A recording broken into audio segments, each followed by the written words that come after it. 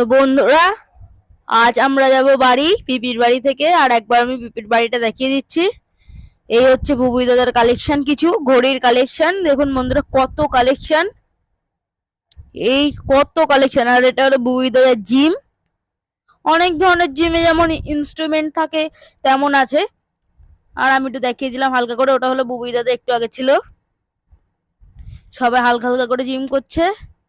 আর এই দাদারা দেখো কত ওজন তুলছে একাই।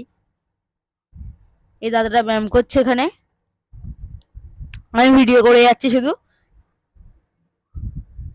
এই দেখুন কত ইনস্ট্রুমেন্ট, যাকে বলে ওয়েট আর কি।